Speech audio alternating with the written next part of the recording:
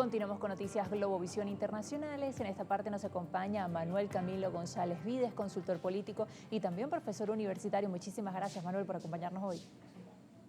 Buenos días, Trina. Muchas gracias por la invitación. Saludos para la audiencia de Globovisión. Muchísimas gracias, Manuel. Bueno, queríamos conversar contigo lo que ha sucedido recientemente, los esfuerzos de Estados Unidos para lograr una tregua entre Rusia y Ucrania. Ya sabemos que esta era una de las banderas de la campaña de Donald Trump. Incluso decía que en 24 horas iba a acabar este conflicto. Sin embargo, hemos visto que la cosa se la ha estado poniendo un poco cada vez más difícil a Donald Trump, donde cada uno tiene sus exigencias. Pero ahora, ¿cuál es el planteamiento? ¿Cuáles son los avances durante estas últimas semanas? Bueno, yo creo que el principal avance que hemos visto en la negociación es que ciertamente el cese al fuego, la tregua que en su momento se propuso entre Estados Unidos y Ucrania, pues ha sido aceptado por Rusia. Ahora, la tregua es que ciertamente todavía ya persisten los ataques de parte y parte, es decir, de Ucrania hacia infraestructura petrolera en Rusia y de Rusia obviamente en infraestructura civil, pero también energética en Rusia. Entonces creo yo que el punto importante acá es que si bien ambas partes tienen la voluntad de llegar a ese cese al fuego, pues obviamente el detalle es obviamente de alguna forma definir cuáles son esas infraestructuras que no se pueden tocar durante este periodo de guerra. Por lo tanto, uno podría ver que hay dos miradas de esta tregua. Una mirada mucho más optimista de que ciertamente Donald Trump está tratando de lograr la paz entre ambos países, así sea de manera temporal, pero por el otro lado hay que pensar que también las treguas han sido utilizadas en muchas guerras realmente para que cada uno de los dos bandos digamos, se rearmen y se reabastezcan para que cuando la tregua pues obviamente fracase, siga la confrontación y se gane mucho más terreno en el conflicto y por lo tanto en las mismas negociaciones. Entonces hay que estar pendiente no solo en la parte optimista que de alguna forma Donald Trump nos quiere entregar, sino también de los actores, tanto Ucrania como Rusia, cómo van a, digamos, manejar la tregua en el caso de que ésta se rompa. Incluso hemos visto los esfuerzos tanto de Ucrania como de Rusia durante los últimos días, ya en terreno, cómo cada uno ha buscado avanzar un poco más allá para estar en mejores términos en esta negociación. Así es, creo yo que la ofensiva rusa en Kursk, que obviamente ha recuperado este territorio ruso para Moscú, pues realmente revela hasta cierto punto cómo Rusia ciertamente es el más interesado en que ciertamente la tregua pues de alguna forma avance, pero también tenga esos márgenes de acción para que el Kremlin obviamente avance en las, digamos, reivindicaciones territoriales que tiene sobre Ucrania.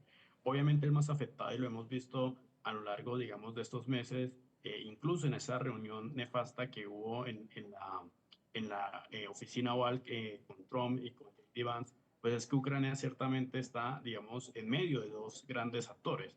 No solamente Rusia que lo agrede, sino también Estados Unidos que lo presiona en términos de los acuerdos de minerales. Entonces, tal vez, a pesar de que la tregua es una buena noticia, es una tregua que al final de cuentas termina siendo muy perjudicial para Ucrania porque ciertamente no puede de alguna forma avanzar en la mesa de negociaciones y se le obliga aún más, digamos, se le exige mucho más a que obviamente pacte con los Estados Unidos como una especie de partición.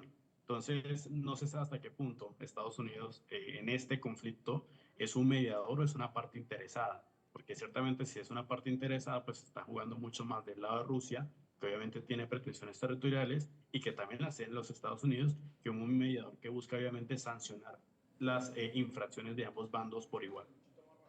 Bueno, y se dice mucho las características que tiene Donald Trump para negociar y en ese contexto en el que nos habla también está el tema, por ejemplo, de las tierras raras, los intereses con respecto a la infraestructura energética, que tenemos la propuesta de Estados Unidos por un lado, la exigencia de Rusia que dice que cesen la llegada o el despliegue de soldados, pero por otro lado también el que Estados Unidos deje de enviar armamento o ayuda a Ucrania y también tenemos la posición actual de Ucrania que está buscando es realmente defenderse y que no va a negociar territorios.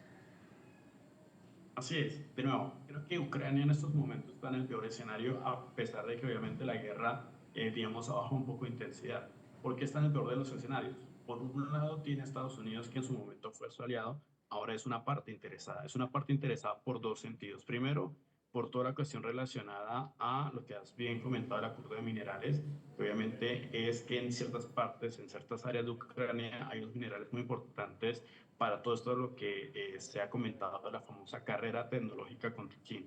Segundo, porque ciertamente Estados Unidos tiene una presión, una capacidad impresionante para doblegar las voluntades de los gobiernos. En este caso, esta política transaccional de tú me das, yo te doy, pues obviamente favorece a Estados Unidos porque Estados Unidos tiene los recursos que Ucrania no tiene para defenderse de Rusia.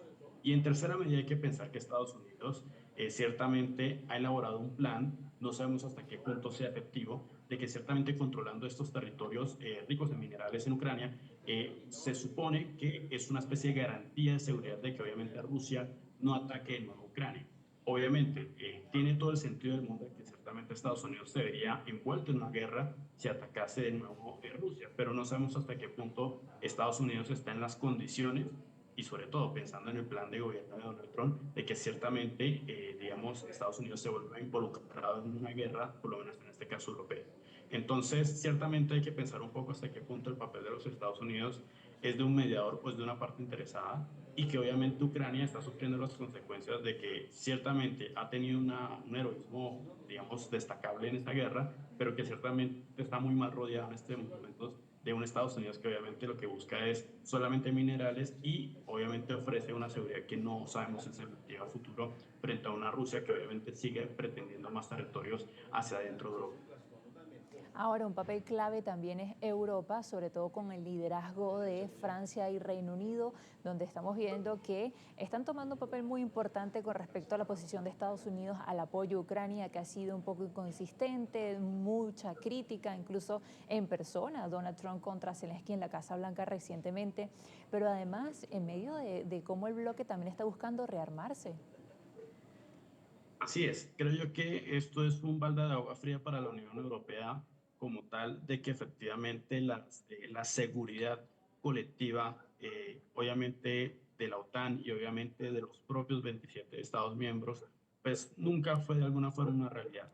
Siempre fue un diseño que se mantuvo, fue una, digamos, una quimera de que efectivamente Estados Unidos siempre va a ser un aliado confiable en la región para obviamente detener las amenazas, particularmente la amenaza rusa en Europa.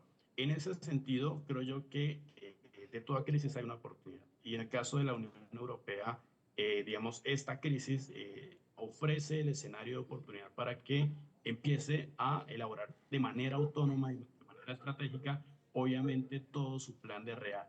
Ese plan de rearme ciertamente es algo beneficioso en términos internacionales porque obviamente posiciona a la Unión Europea como un actor global y un actor que obviamente puede desplegar esas capacidades no solamente en Europa, sino incluso en otras regiones. Ahora bien, ¿cuál es el gran problema? Es un problema de tipo doméstico. ¿En qué sentido? En que ciertamente estamos viendo en Europa muchos cambios políticos que lo que están favoreciendo es más la posición de Donald Trump de no favorecer a la OTAN, de no integrarse a la Unión Europea, incluso se dice de salirse de la Unión Europea en países, digamos, muy importantes, por ejemplo Francia, por ejemplo Alemania recientemente, y los sospechosos de siempre. Hungría y Eslovenia pues son dos países que tienen contactos con los rusos muy cercanos. Entonces, ciertamente es un plan muy importante, está la oportunidad para que se haga eso, pero el gran problema que ahora persiste es un problema interno. Y ese problema interno lo está capitalizando muy bien Donald Trump al tratar de crear esa división al interior del consenso europeo. Bueno, Manuel Camilo, vamos a estar muy atentos entonces los próximos días, lo que serán estos esfuerzos, las negociaciones en Arabia Saudita entre las partes afectadas y bueno, esta propuesta también de Estados Unidos. Muchísimas gracias por acompañarnos hoy. Muchas gracias, Trina, por la invitación. Saludos por la audiencia de Globovisión. Manuel Camilo González Vides, profesor universitario y consultor político desde Colombia. Hacemos una nueva pausa en Noticias Globovisión Internacionales, @internacionales_GB. Ya regresamos.